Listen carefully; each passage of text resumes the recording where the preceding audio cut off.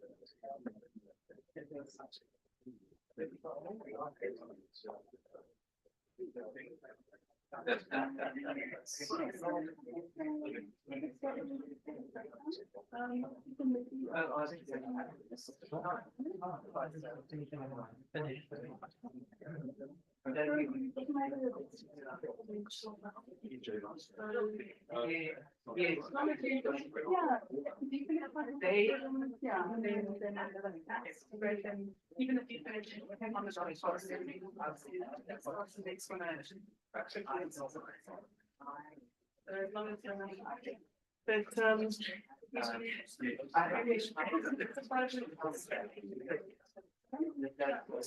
there is usually there are a lot of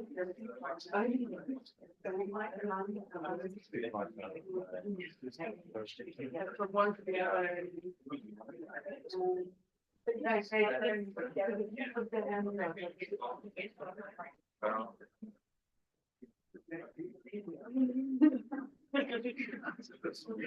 I know what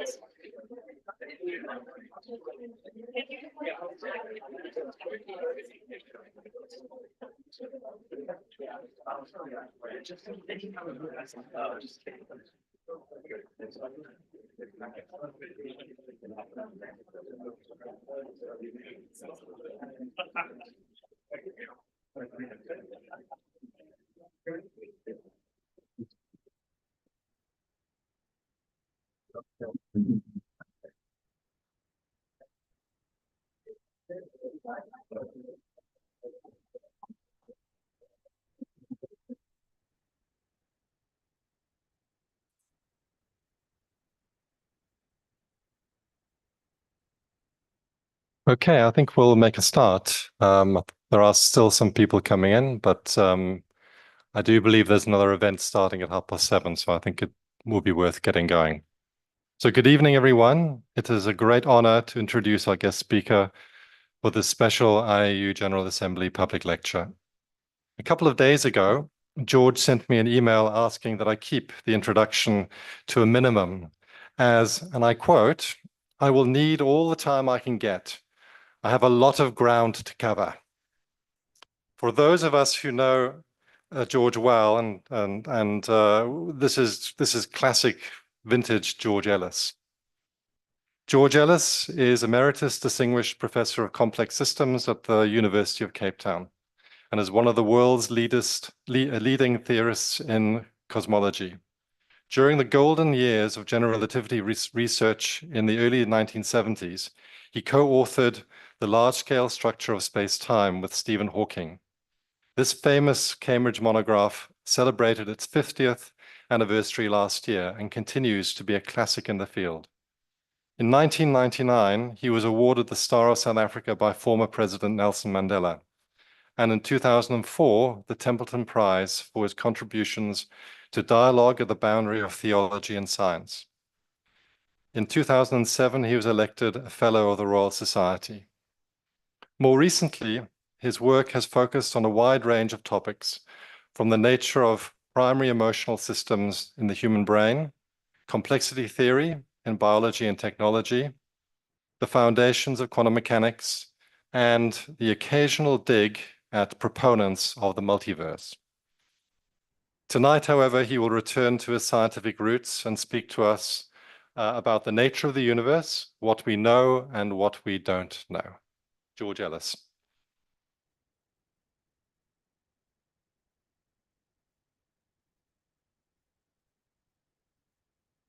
Thank you. Well, it's a great pleasure to be here and honor to be asked to give this talk. And I just want to explain that the talk is for non-astronomers as well as astronomers, and the latter will know most of what I'm saying. But to keep them on their toes, I will insert some comments on specific topics to give them something to think about. The talk has 3 sections: a brief introduction, then the main section, where I explain our current view of cosmology and the observational evidence that supports it, and a final section where I discuss philosophical aspects of the study of cosmology. So,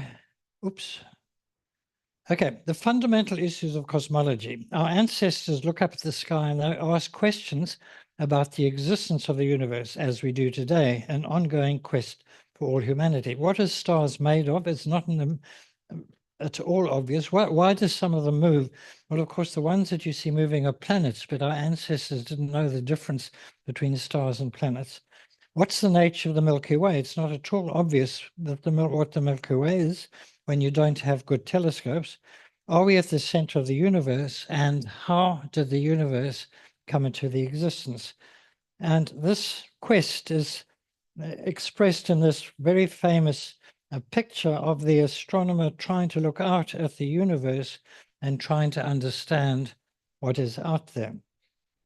Now, the basic problem of astronomy is to determine distances of observed objects. And the base method we use is parallax. And so the Earth moves around the sun, orbit around the sun. And then if there's a nearby star, if you look at there and then there, it will appear to move across the sky at different parts of the travel of the Earth around its orbit. So that's the base. And that's the reason we have two eyes, basically, is to look at things from two different places. We can estimate the distance to objects. But this only works for relatively nearby stars at greater distance. We rely on two things: apparent size, and if something moved further away, it looks smaller. So we use that for galaxies, clusters of galaxies and so on, and apparent brightness. If you move a light further and further away, it doesn't look, well, I have to be very careful here. Its surface brightness looks the same, but its overall luminosity looks less. So it doesn't look as bright if it's far away. And the key things that made this possible is the discovery by Edwin Hubble of Cepheid variables. These are stars that oscillate, and Hubble, it was discovered that the rate of oscillation told you how bright they are. And so they could be used as indicators of distance to distant galaxies. And this was the first breakthrough that Edwin Hubble did.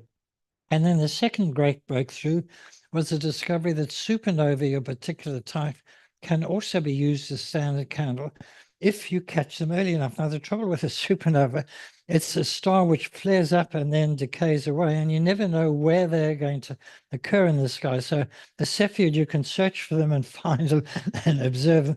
The supernova is just there for a short time, and you have to catch them during that time. Okay, now, the thing that made a huge difference in recent decades has been imaging and computing. In the old days, the naked eye, and in fact, a couple of 100 years ago, astronomers drew pictures of the things they were looking at. Then photographic plates became the standard and were used to great effect, but then photomultipliers come in. But the thing which is truly transferred light, it's what's called a charge coupled device, which is shown on the right.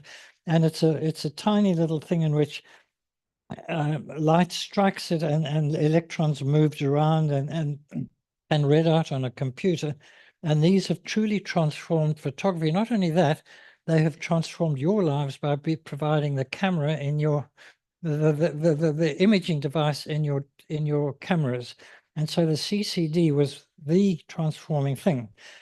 This results in a huge amount of data handling and computing, gigabytes of data, massive computing capabilities, data transmission and analysis. And so these are the two things which have led to a new state of astronomy. Now, the further point is atmospheric interference.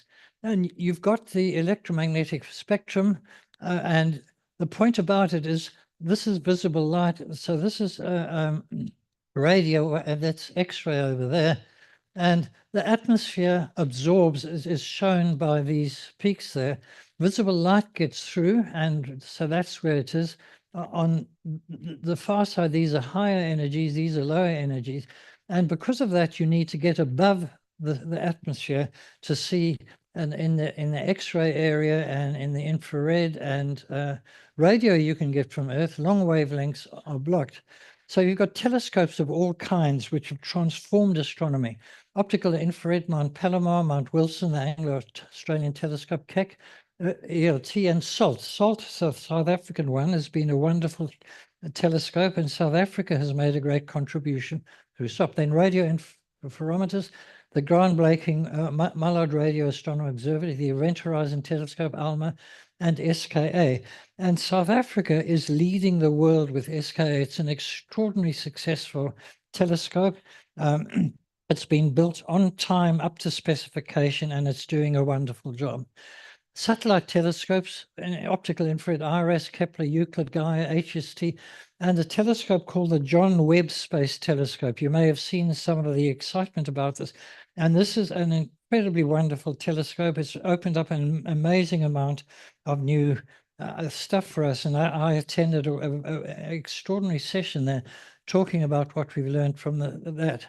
Then the cosmic microwave background radiation, which I'm going to talk about, plays a central role in it. Sorry, we measure its spectrum and its anisotropies. COBE, Planck, and WMAP is the telescope. The Wilkinson microwave telescope is the one which has played a great role with that. X-ray satellites like Chandra showing up there. And the new thing which has happened is gravitational wave telescopes, and these LIGO and Virgo. And I'm not going to talk about that. I don't have time to do that.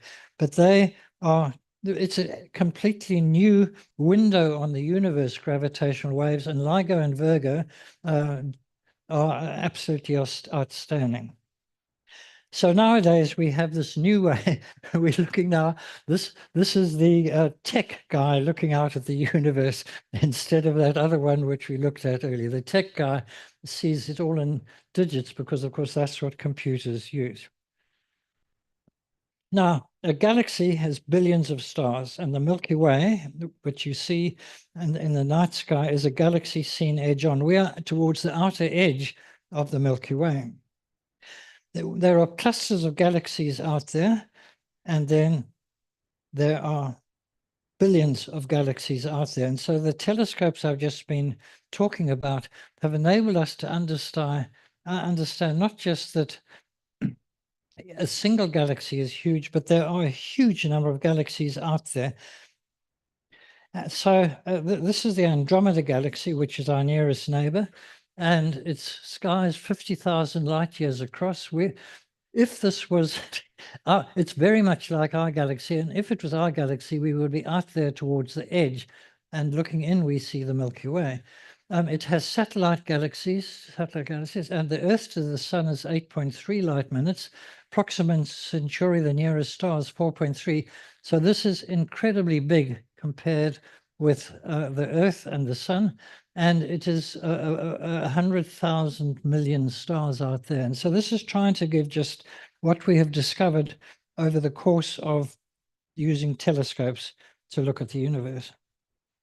Now, the vast size of the universe prevents us exploring it. It's vast, as I've been saying, about 200 billion galaxies, each between 3,000 to 300,000 light years in diameter. The moon is 1.2 light seconds, the sun 8 light minutes, the nearest star 4.36 light years. So human beings are totally insignificant compared with the size of the universe. And this is the first principle of indifference. And Carl Sagan used to talk about this. So what's our relation to the universe? We are incredibly small in relation to the universe. Now, what this means, which is important for astronomy, is we can't view the universe from a different place. On Earth, you can go anywhere. We are stuck in one place in the universe, our own galaxy. We can't even move around much in the galaxy. So it's like if you were trying to view the Earth, it's like it was Lemaitre who did that later on. Hubble just said, I've got this relation between redshift and distance, and he didn't say what the cause was. Now, standards models of cosmology are what we call Robertson-Walker cosmologies.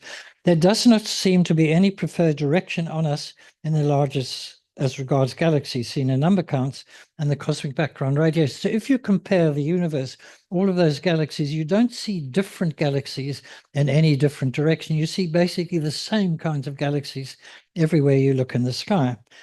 So the standard backgrounds of cosmology are the mathematical models where the universe is precisely the same everywhere at every time.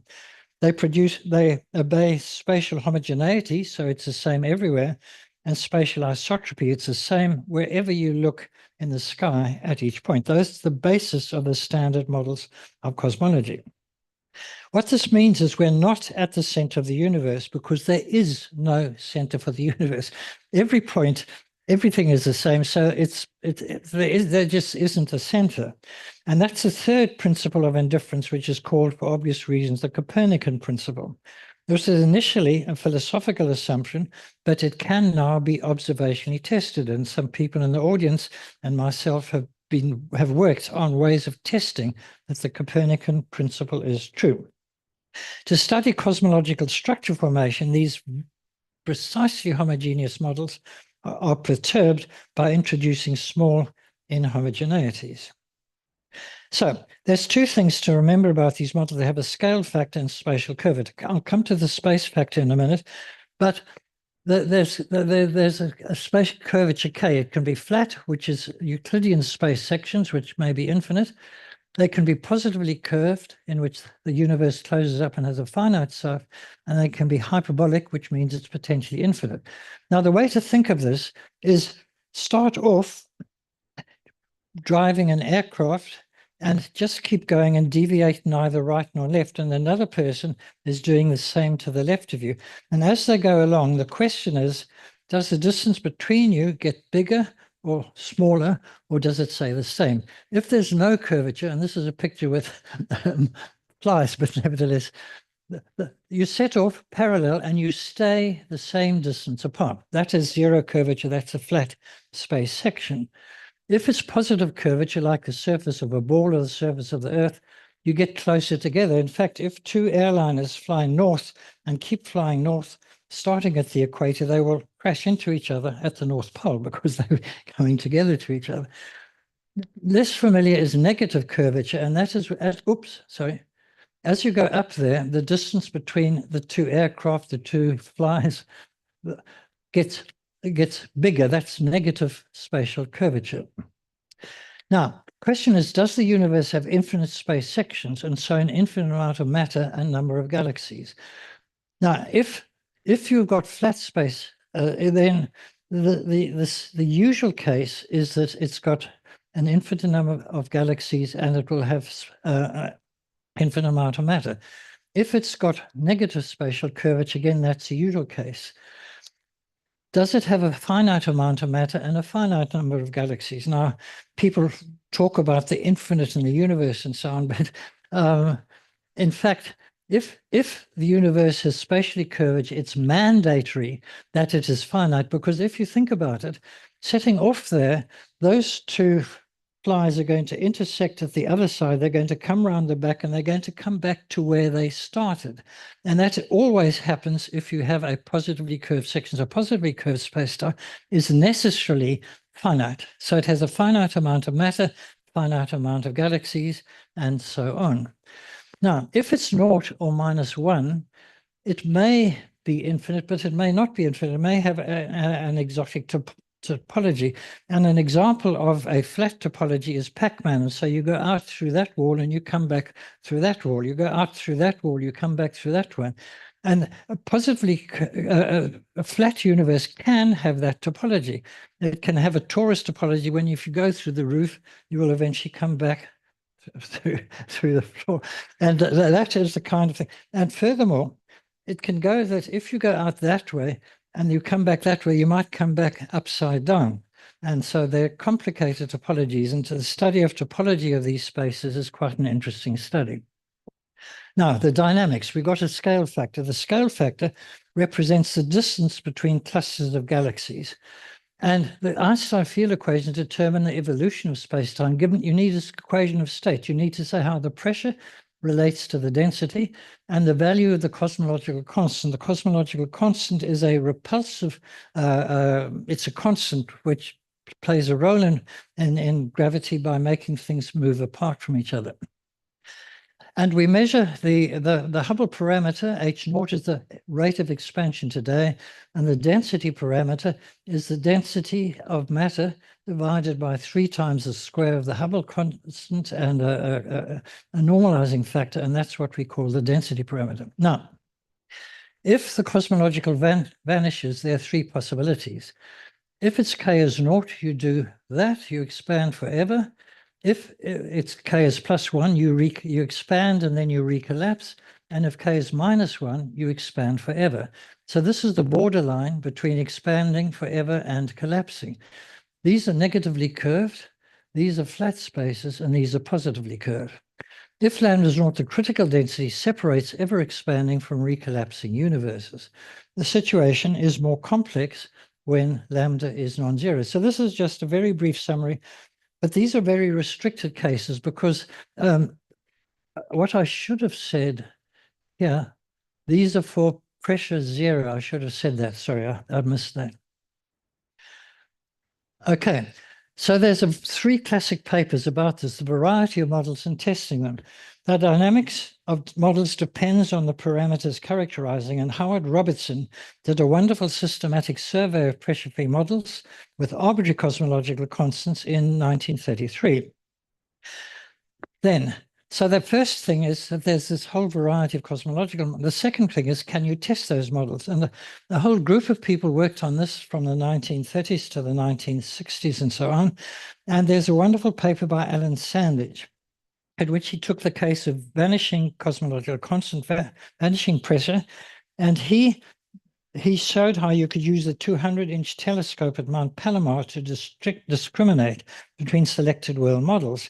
And from that, you could determine two numbers, the Hubble constant and the deceleration parameter, which is the rate at which the universe is slowing down, because gravity will be slowing the universe down. So there's just two numbers at that time. Now, current consensus model, you've got inflation, which I'll talk about, Lambda CDM, I'll talk about, and a whole lot of things. It uses a lot of observations, and this is summarized in this paper, which is a great paper for a summary of the state of modern cosmology and all of the parameters. Now, what I'm going to do, this is a famous picture from NASA, the expansion history of the universe. So time goes from left to right, and size, the size of the universe goes up and down. And this is what was determined by the WMAP satellite. And this is the concordance model, which we believe in today. And what I'm going to do is step through it to see what happened at each of these times that you see there. So firstly, at the left, we do not know if there was a start to the universe. Now, classically, the theorems that Stephen Hawking and I worked on that long time ago said there's a singularity at the start of the universe, but it depended on an energy condition. It depended on the matter density, the gravitational matter being positive. Now we know that that required energy condition need not be true. And that's because of inflation, which I'll mention. And so the classical proof doesn't work. But in any case, what we would expect is that at those early times, quantum gravity will come and take over, and we simply don't know what the quantum theory of gravity is. This is something which is still unknown, despite people working on it ever since the early 1960s with great effort.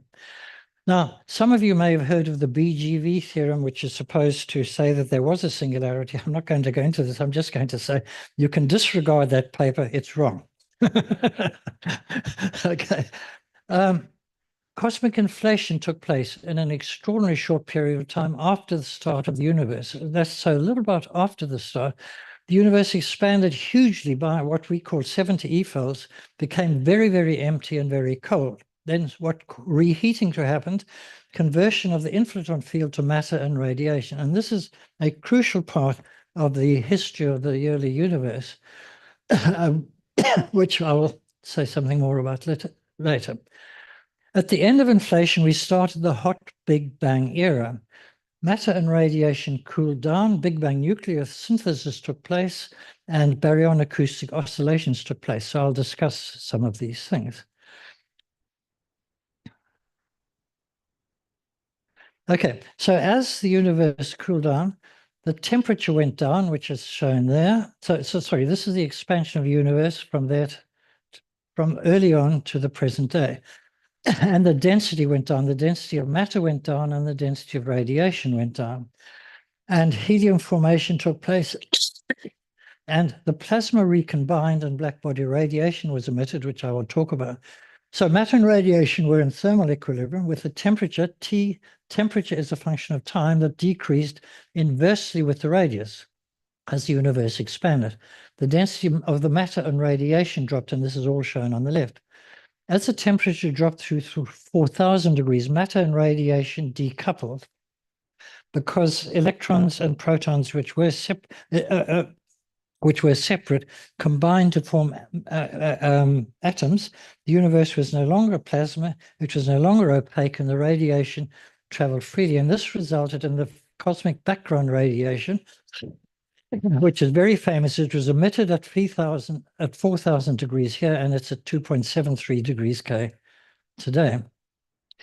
Primordial nucleosynthesis took place in the very early universe. Nuclear reactions took place with the result, and this is a diagram, this is a list of all the reactions took place if you're a nuclear physicist.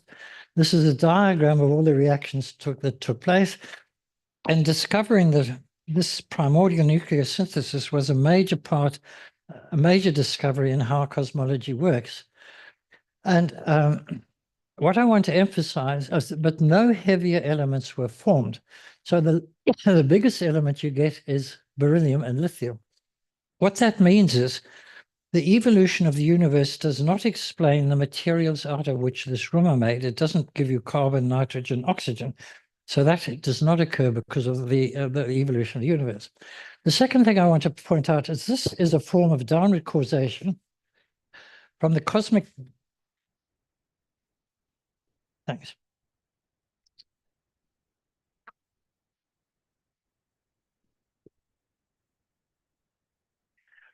It's a form of downward causation from the cosmic temperature-time relation, which is determined by the cosmological density to the level of nuclear physics. You see, what is happening? It's the temperature-time relation there, which determines nuclear. This is determined by the cosmological density. These are both quantities which are determined at the scale of the universe, but they're acting down to affect what happens at the scale of atomic nuclei. So that's downward causation from the universe to atomic scales. Okay, then decoupling took place. The ionized matter became neutral matter. Radiation decoupling took place. It was emitted at 4,000 degrees and decreased as one inversely with the expansion. And this is a measurement of the spectrum. This is the amount of power that there is at smaller to larger angles and the amount of energy. And it is what is known to physicists as a black body radiation curve. This was discovered by Planck at the turn of last century. And firstly, you get a temperature of 2.73 degrees K. That's the temperature today. But the thing about it is that this is both the theoretical curve and it's the observed curve, and they fit absolutely perfectly. And that's the most extraordinary thing. Firstly, the experimentation is an extraordinary because the error bars in this curve, you can't even see them. But what it tells us is that quantum physics held unchanged in the universe 13.7 billion years ago. So physics was the same then as it is now, and that's a very important bit of information about the universe. Now, if you measure how it varies over the whole sky, now something you have to get used to, this is a map of the entire sky, which has been kind of spread out to look like an ellipse. And at one part in 250, it looks absolutely isotropic. There's nothing going on. So this is evidence of smoothness of the universe on the larger scale. This is the best evidence that the universe is the same on the larger scales. If we assume we're a typical observer, so all observers see the same, there's a wonderful theorem, the Ellis, Guerin, and Sachs theorem, that the universe must have a Robertson-Walker geometry. So that's what this smoothness tells us. It's evidence the universe is the same everywhere. Okay, if you get a more accurate measurement at 1 part in 1,000, you find it's colder in one part and hotter in one part. And that is, we interpret that as being that we, on the Earth, well, on our galaxy, we're moving relative to the breast frame of the universe. This is what's called a dipole. It's hotter in one direction and colder in the opposite direction. We're moving relative to the breast frame at 370 kilometers a second. So by the time I have finished this lecture, we're going to be very far away from where we were when I started this lecture. Okay. And so there's a standard rest in the universe in its time-dependent Robertson-Walker geometry. Okay, if you go to 1 part in 100,000, which requires incredible estimation, you see these density fluctuations. And these are the remnants of what happened in the very, very early universe. And they're tiny little fluctuations. There's a place which is colder than the others. I have to say that this has had the galaxy removed, computation removed the dipole and the galaxy. Then we see this anisotropy at 1 part in 100,000. It's an image of the last scattering surface. And modulated random Gaussian fluctuations. It's random, it's modulated because it's got structure. I'm going to talk on a minute. This is the seeds for galaxy formation in the future. This is where galaxies came from. Now, what people have done is they've measured the amount of power at smaller scales and larger scales, and you get this structure with a series of peaks in this angular power structure. These are due to inhomogeneities at different scales in the hot Big Bang era. Theory and observation agree extremely closely. The observations are shown from different telescopes, and the theory gives you things like that depending on the parameters you choose. And so this is a great triumph of cosmological theory, measuring this anisotropy spectrum. Okay, then fluctuations in the early universe led to the existence of stars and galaxies. So there were fluctuations, I've just said there, they led to structure formation through gravitational instability. Gravitational instability, gravity pulls things together, it makes structures. To do so successfully in agreement with the cosmic background radiation required the existence of dark matter and dark energy, which I will talk about in a minute. The fluctuations came into existence through quantum effects in the inflation years. So these quantum fluctuations led to classical fluctuations here and led to stars and galaxies existing here. Now, the hierarchical structure formation takes with smaller objects such as stars forming first, assembling to form larger structures such as galaxies, and massive black holes formed at the center of galaxies. Dark ages occurred initially because initially there weren't any stars. There was just the background radiation. Then gravitational instability caused the first stars to light up. Rapidly evolving first generation stars, initially made of hydrogen and helium, died in massive explosions, leading to second generation stars surrounded by planets.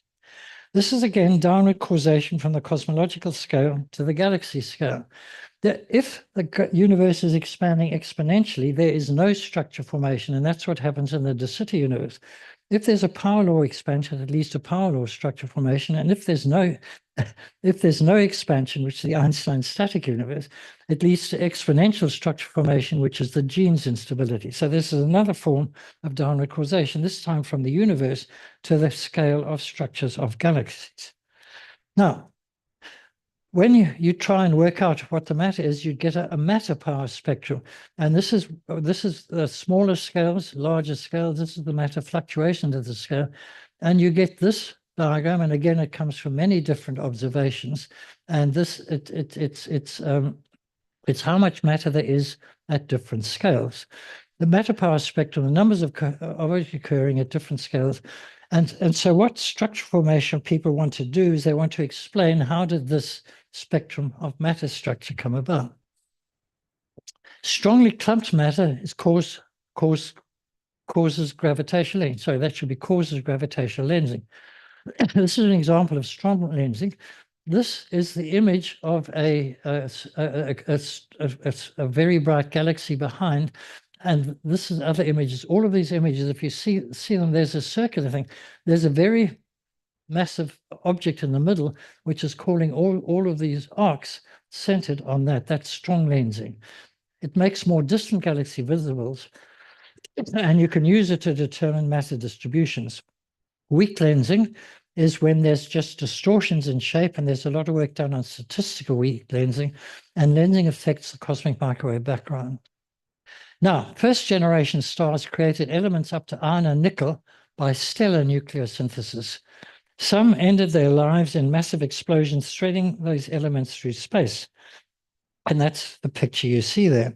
Second generation stars formed from this debris. They had accretion disks around them containing the elements. These led to the existence of planets which contained the key elements of life: carbon, nitrogen, oxygen, and phosphorus. Hence, we are stardust, as named by Carl Sagan and Joni Mitchell. Okay, so this is a diagram of the stellar nucleus. Since the star has an onion-like structure, hydrogen, helium outside, helium, carbon, oxygen, silicon, iron, and nickel in the core. So that's a red giant star. Nuclear burnings occurs in there, and there's interactions of this kind take place. This is again downward causation. It is this stellar structure, this very, very complex structure, to the temperature, density, and fractions of elements present at the stellar scale, which act down to determine what reactions take place at the level of nuclear physics. Okay, the coming of being into life took place about there. Life on Earth started about 3.7 billion years ago, and we do not know how it happened. There are many theories, but we simply don't know what they are, but well, people are working on it.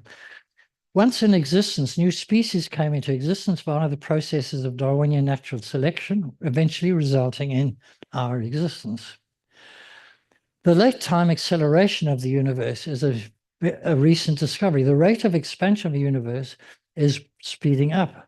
And this is indicated here. And we're very privileged to have at this meeting Brian Schmidt, who is one of the people who won the Nobel Prize for this discovery. It's completely unexpected. Everybody expected that the universe would be slowing down because this is an anti-gravity effect. And we normally think of gravity as being attractive, but this shows that the universe was confounding our expectations. And this is the diagram, the distant redshift galaxy. The distance is measured up and the redshift this way. So this is how fast it's moving away. And we expected it to bend down, but it is bending upwards. This late time must be caused by some form of what's called dark energy, which may change with time, in which case it's often called quintessence. Or it may be the result of simply of a cosmological constant. And at present, this is a viable option. And personally, I would like it to be a cosmological constant. But of course, what I think doesn't matter. Okay, the present day. So the present day is that the Earth today is about 13.7, more accurately, 13.787 billion years at the present time. Very important. This is big enough that there is no age problem for stars or clusters.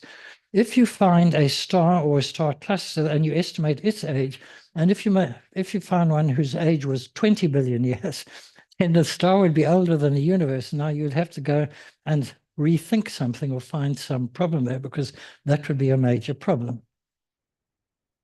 Now, the cosmic context and emergence, the stuff which Peter was talking about. So one of the things which happened in the universe was, in these pictures, you've always had this image of WMAP. So the question is, how did WMAP come into being? Well, it's a product of intelligent design by human beings. It wouldn't exist otherwise. We have agency that allows us to create such artifacts. And this is the thing that I've been looking at for a long time. How do we get that agency?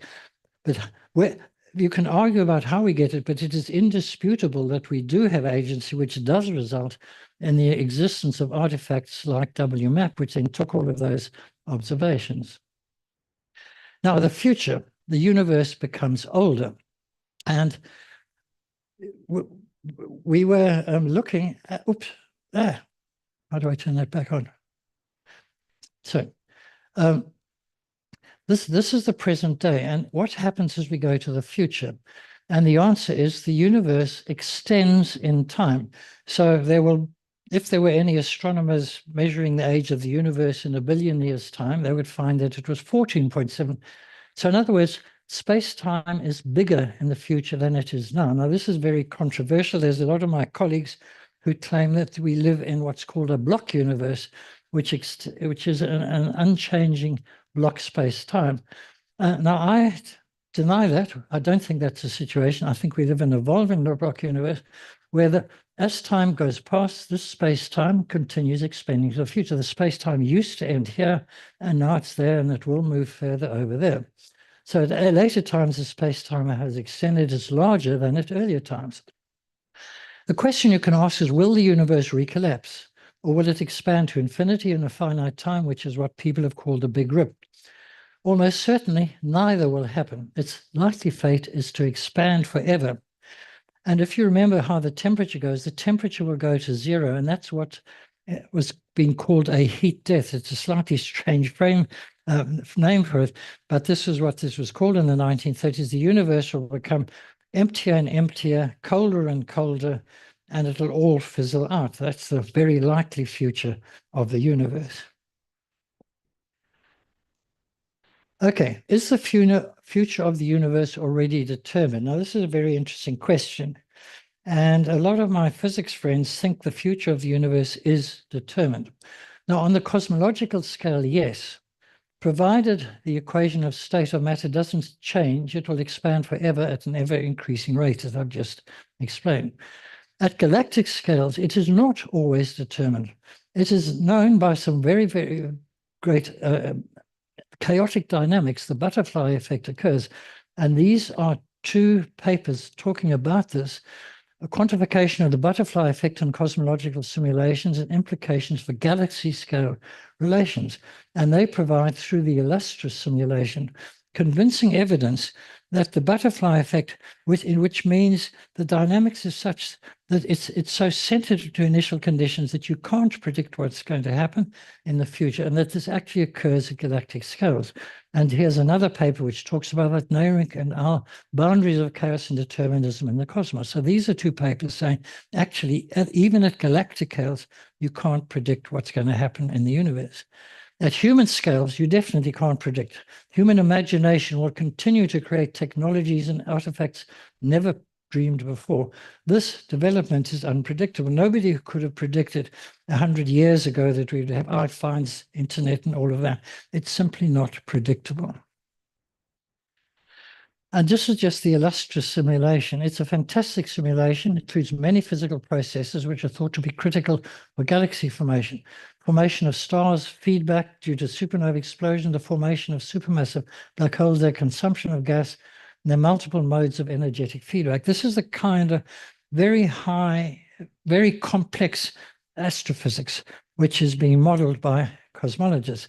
And they produce diagrams of temperature, entropy, velocity, gas density, dark matter density, and so on. And then they tell you what it'll look like in different wavelengths, optical, X-ray, and so on. And it's a fantastic simulation which they're doing. And this is part of this use of computers, which I've talked about. The outcome is that cosmology is a well-established empirical science. It's a data-rich science as demonstrated above with solid theory to interpret it. Now, it wasn't always taken to be so in the past. It wasn't taken seriously. Ernest Rutherford said all science is either physics or stamp collecting. And I think he actually had a specific statement saying cosmology wasn't a proper science, but I can't find it. Whitro and Bondi, is physical cosmology a science? This all changed with the theory of primordial nucleosynthesis. Cosmology now appears in the Annual Review of Particle Physics, which says the review summarizes might of particle physics and cosmology. That means in physics terms, cosmology has arrived. Okay, we have a very successful database model. All the observations converge to the same set of parameters. They led to the Lambda CDM cosmological model, where lambda is a cosmological constant, CD is a cold dark matter, and the universe is very nearly spatially flat. The energy density, as shown in that pie chart, at 71% dark energy, which is this thing which is causing the expansion at late times. 24% dark matter, which is non-baryonic. What that means, it's nothing like the matter in this room. It's a completely unknown form of matter. It doesn't interact with ordinary matter or with light, which is why it's dark matter. At 4.6 baryonic dark matter, that means ordinary matter like the matter in this room. The age is 13.8 billion years ago, so there's no age problem, as I've already said. It has multiple issues. The big five are, what's the nature of dark energy? We don't know. But I want to say for the cosmologists, theories should not allow W less than -1. You know what I mean by that? That's a negative inertial mass density. That means if you have a dark energy model where W is less than -1, if you push it this way, it goes that way. If it expands, the energy goes up, not down. It's unstable, both dynamically and thermodynamically. So this should be a no-no. The analyses should not include W less than -1 models. What's the nature of the invisible dark matter? We have no idea. All we know is it's not ordinary matter. There's lots of experiments trying to determine it. What's the inflaton that powered cosmic inflation? Because that was also a repulsive force in the very, very early universe. We got hundreds of models of inflation, and we don't know which one is correct. And we don't have a real link to fundamental physics. Why is there an inconsistency between near and far Hubble parameter estimates? Is it a systematic error? Do we need modified gravity? Do we need inhomogeneity? And what this emphasizes the need for consistency sets of the standard model. Is the perturbed Robertson-Walker model geometry a valid description? And I did a test, I proposed a test with John Baldwin which goes as follows. We're moving relative to the universe, as I've told you, with the cosmic microwave background radiation. That means all the number counts for any kind, whatever, should also show a dipole in the same direction at the level of 2%. And people are looking at this and trying to see if that is true or not. And what comes from the John Webb Space Telescope is, how did galaxies and black holes form so early in the universe's history? Lots of work has been done on that. So these are the 3 big 5 things that people are trying to understand. It has multiple unknowns. What's the spatial curvature of the universe? We don't know. Many analyses don't even try to determine it, but it's a key parameter. Is the universe closed, so finite, or if so, what's the topology? And I told you there are various topologies. So is it closed or is it open? That's actually a really important thing. If the spatial curvature was positive, then it would be closed. And that's why determining this spatial curvature is so important. Now, a very interesting possibility is we could live in a small universe. If the universe is spatially closed, it could close up on a scale smaller than the scale that we can see to. And then we would see many images of our own galaxy at different directions in the sky. And that is a very fascinating possibility, which I would really like to be true, because it is testable. Do we live in a multiverse? It's not observationally provable because of horizons. I will talk about next time in a few slides. Are there billions of copies of you out there? No. Similar maybe, but identical? No. There's 3 quantum issues that I briefly will mention. Quantum field theory calculations, for instance, Weinberg, get the answer for the vacuum energy by 120 orders of magnitude. It's been called the worst calculation in theoretical physics. If that was really true, if that really was a dark energy, the universe would have expanded. There wouldn't be any structure, there wouldn't be any matter, you and I wouldn't exist. And the resolution to this is to use the trace-free Einstein equations. That's a comment for the cosmologists. Important, how did the quantum to classical transition take place at the end of inflation? And contrary to what many people claim, and indeed what those pictures says, there weren't actually any quantum fluctuations. And a wonderful book about this is Liberating Science by Andrew Stein. There was a potential for such fluctuations. It became real when a quantum to classical transition took place, however that happened, and decoherence does not do the job. And finally, there is no wave function for the universe, and that's the paper where I talk about this, which means there's no possibility of an Everett many worlds branching universe. That's a slide for the physicists. Philosophy is important to cosmology because of its unique nature. Cosmology is unique among sciences because there's only one universe. We can't do experiments on the universe per se. We can't rerun the universe with the same or different starting conditions to see if things are differently.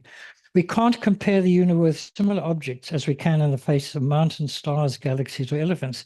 There's only one universe for us to observe. We can make many observations of that one universe. So it doesn't make sense to talk about laws for the universe. The very nature of a law is it applies to multiple objects. And all apples fall at the same place, fall to the Earth at the same rate, all planets move in elliptical orbits and so on. You can't determine laws for universes because there is only one universe.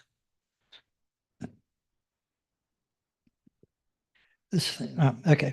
Testability is a key issue. To what degree can we test cosmological models? And there are major limits to what we can measure.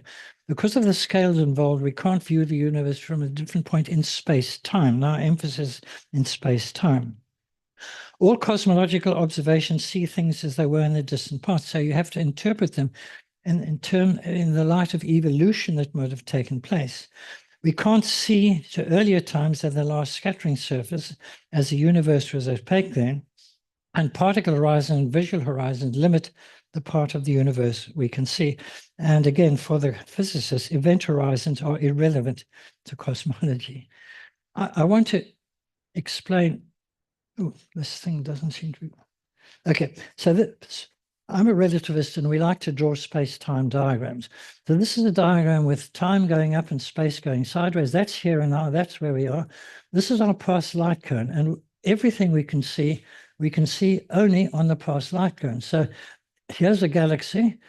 We can see it when it crosses the past light cone. Here's a galaxy. We can see it when it crosses the past light cone.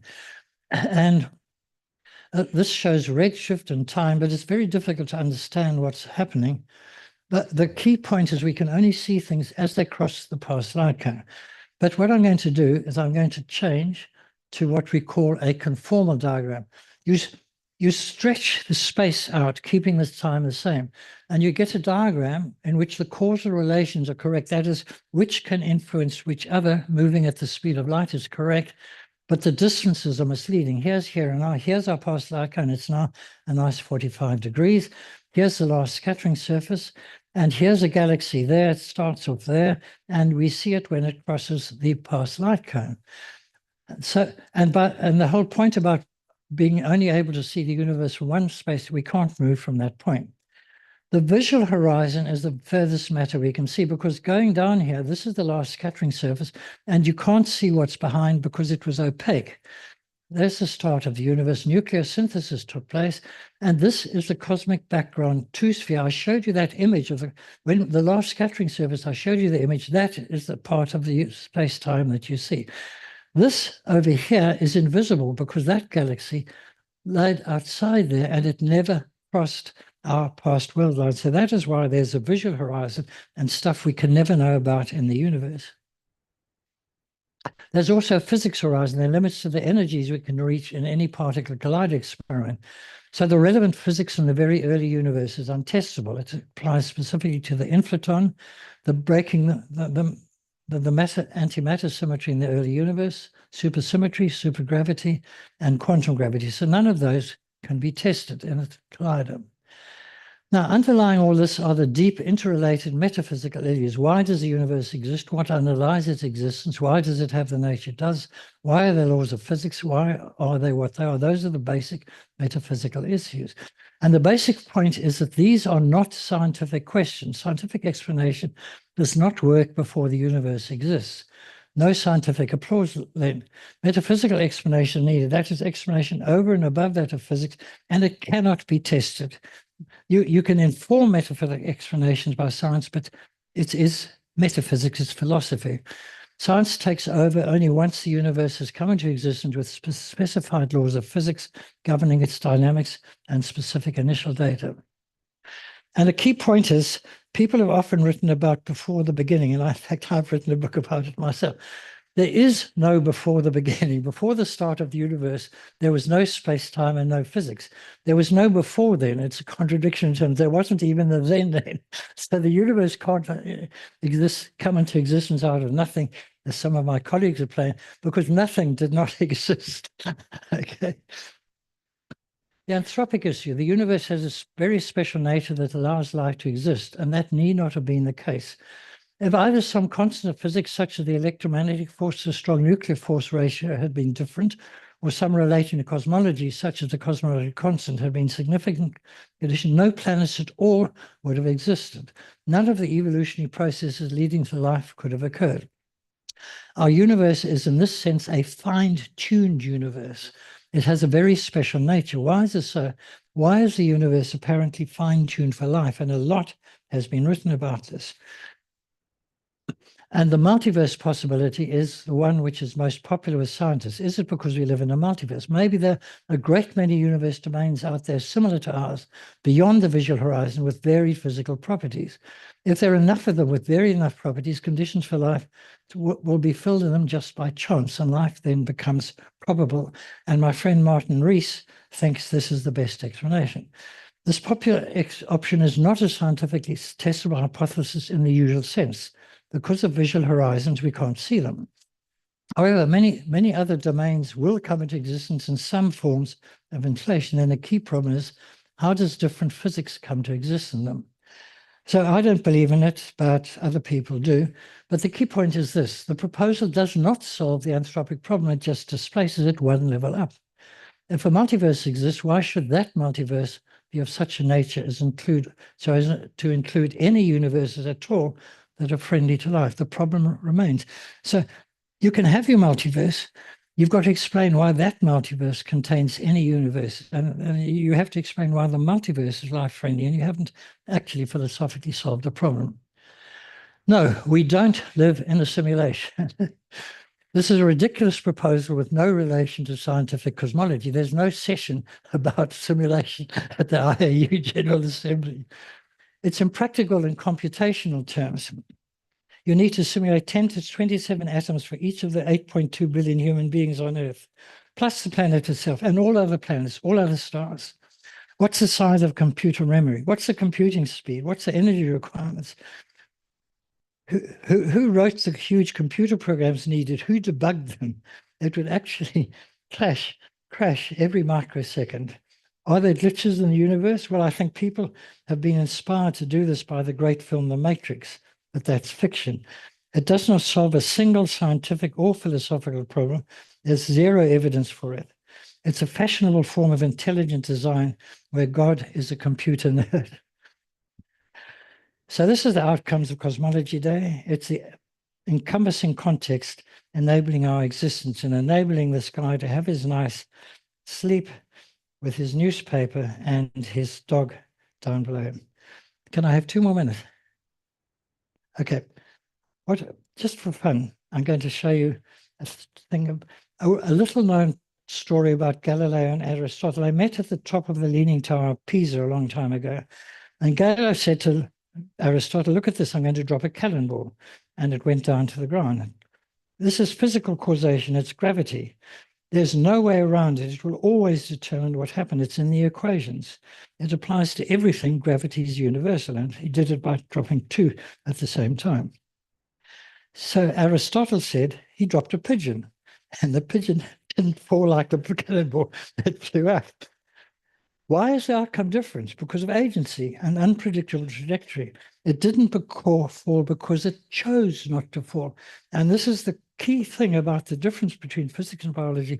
Our physics friends try to say that everything is determined by the laws of physics. When you bring biology into it, it doesn't actually work that way. Evolution has developed agency to help us to survive better. And there's a wonderful book, Kevin Mitchell, Free Agents, How Evolution Gave Us Free Will, and Philip Ball, How Life Works. Clearly, physics allows agency because it does indeed occur.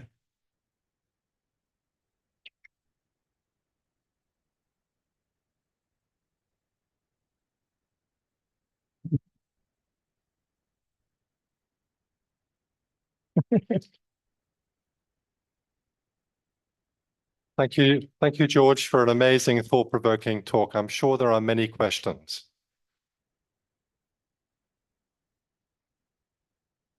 Yes. Phil, yeah. Sorry. George, that was fantastic as ever. But you and I both attended that talk about the JWST results, which you even referred to. And in that wonderful overview of the universe from the showing the concordance model, it shows the first stars forming at 400 million years. And I've used that. But we've now learned at this meeting that JWST has seen entire galaxies already formed at 400 million years, and they've got substantial supermassive black holes there. So which of the elements of the fundamental theories do you think are being most challenged by those fantastic results? Look, there are people here who know far more about this than I do, but the basic picture is correct. It has to be in some way the fluctuations on the last scattering surface are much more random than I had thought they were if you look at them carefully enough. It has to be something like that. But I'm not an expert in that. So, but you had these processes leading to the fluctuations. You had equilibrium and so on. You had the acoustic oscillations. The whole universe was oscillating. I don't see anything in there which lead to those small scale things. So I'm flummoxed. Hello, thank you very much for that amazing talk. I just wanted to ask in the in the diagram of the creation of the universe and the expansion of the universe, it started to curve up, so the expansion was increasing. and you called that was because of dark matter. So was dark matter here present at the creation of the universe, or is that something that almost like got created and then later on started to expand our universe? That's a very good question. Well, we simply don't know what dark matter is. We know that it was required for galaxy formation. So we know that, and we know it was, and so it must have been present at the time of galaxy formation. But because we don't know what it is, we don't know what its equation of state is. As you'll know, there are many experiments trying to search for dark matter, both colliders and over, looking at galaxy dynamics and so on. It's a very good question, which I hadn't actually considered before. So thank you for that. I do not know at what time dark matter came into existence, but it was there before galaxy formation. Hi, thank you very much for a great talk. One thing you didn't mention is the arrow of time, and I don't know if that relates to the EBU parts, which I'm not familiar with, but I mean, we know that the spatial sections are expanding, and in your arrow, in your diagrams, you sort of have this blank on the right where that sort of funnel is expanding into. Yeah, is there sort of, I don't know, so maybe you could just say something about that, what the possibilities are? Yeah, I've written some papers about this, where the arrow of time comes from. The expansion of the universe causes a cosmological direction of time. And in the evolving block universe, this bit of the universe is smaller than this bit, and that's smaller than that. That gives you a cosmological direction of time. And even if the universe recollapses, this is still the cosmological direction of time. It doesn't change direction. Now, that reaches downwards to cause all of the local errors of time. And people nowadays only talk about the thermodynamic arrow of time, which is, of course, the second law of thermodynamics. From which direction of time does the second law of thermodynamics go? But there are many other arrows of time. There's the electromagnetic arrow of time, which people talked about much more early on. Wheeler and Feynman talked about it. There's the quantum arrow of time.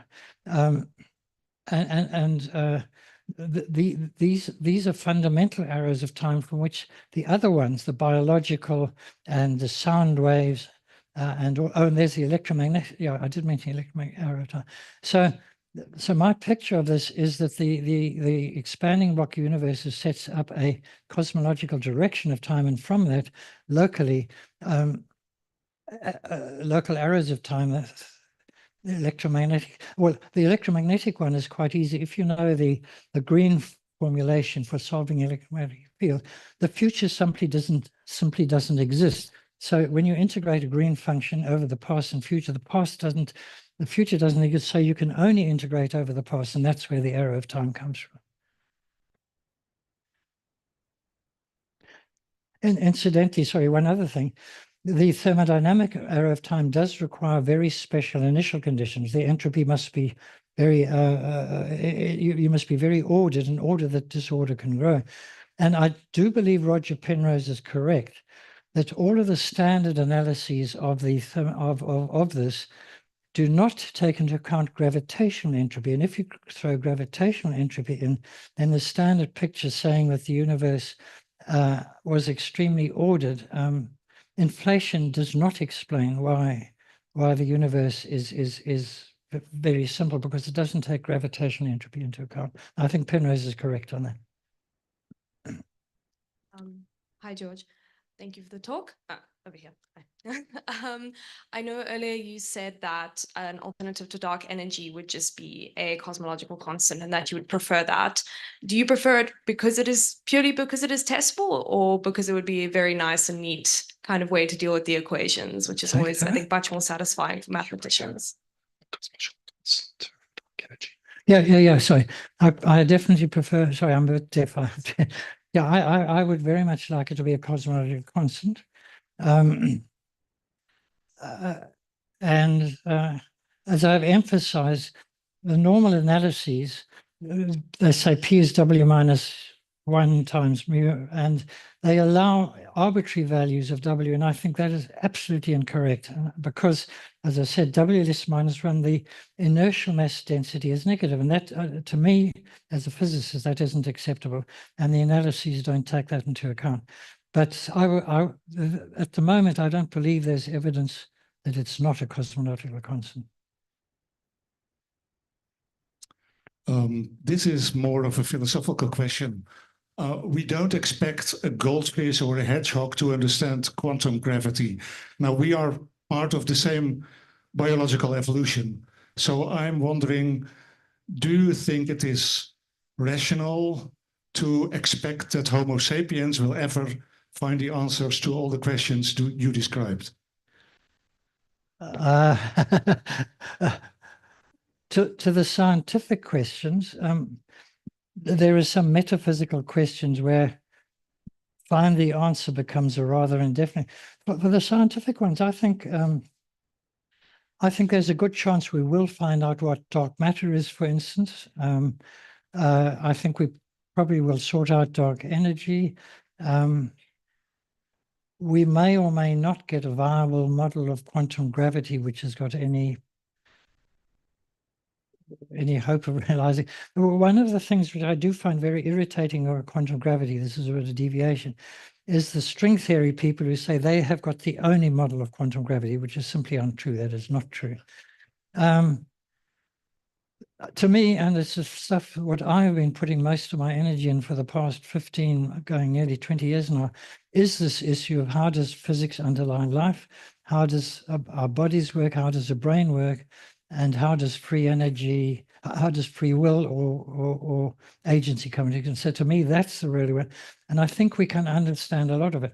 I think there's one problem we are not going to understand probably ever, and that is how sentience arrives, how qualia arrive, how we, with the brain, how we see green and red, we feel pain, smell burning toast and all that kind of.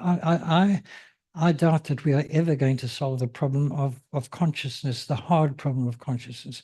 The easy problem, yes, but not the hard problem. A question here. Something that I kind of find difficult to reconcile with it. Difficult to reconcile within my own mind is the expansion of the universe, which is accelerating, and yet would not also the bodies within that universe also be expanding at the same time, even if it is at a rate that's imperceptible, like an enlarging Earth. What's that? Or even the individual planets, even if it seems to be imperceptible. And the cosmological scale only comes into, the cosmological expansion only comes in at a certain scale, and below that you've got local gravitational attractions where the local gravitational field is bigger than the cosmological expansion and overwhelms it. And so you've got to look at how different scales interact in cosmology, and that then becomes quite a complicated kind of thing. So up to a certain scale, you will get local gravitational attraction taking place within the cosmology as a whole. And so you need to do the mathematics, you need to do computer simulation. And the illustrious simulation is a specific example of that. You're getting massive structure on local scales. The whole thing is moving apart with the cosmological expansion, but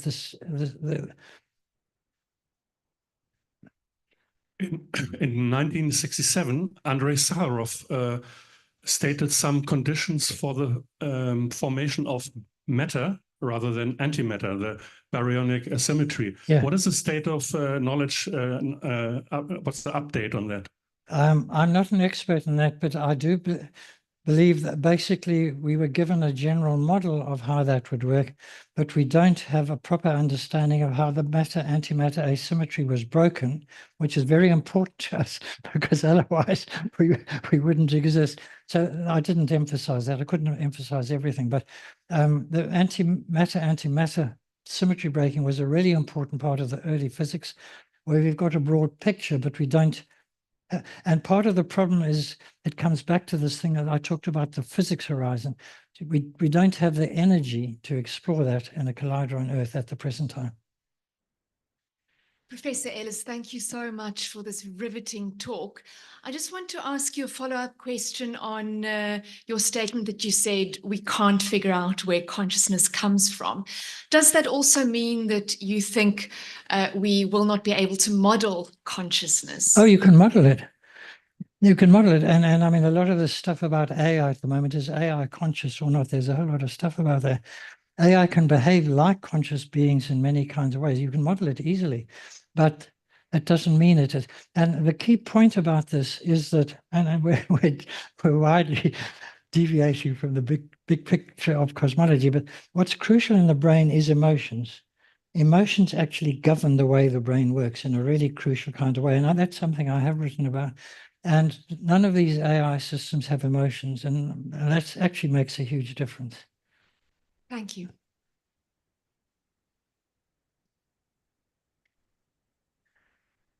Yeah, so I'm confused because I hear you mentioned about the fact that the universe is specifically fine-tuned for life, but you don't hear that life is fine-tuned to the specific universe, I guess, conditions. Why is that? Are there rules that basically just said that certain stuff must happen for life to exist, but why can't it be that life adjusts to the surroundings? Like, for example, in this universe, we say that it's fine-tuned for this specific life, but why can't it be that life adjusted to the surroundings? No, of course, life adjusts to the surroundings all the time. That's what Darwinian evolution is about. But the point is, before it can adjust to anything, the conditions have to be there for which it can exist. So if you don't have a planet with carbon, hydrogen, nitrogen, oxygen, there will be no life. And there will be no life which can adjust to anything. I think we've just about run out of time. I think we could have gone on all evening with many more interesting questions. Let us thank George again for a remarkable talk. Thank you. Thank you.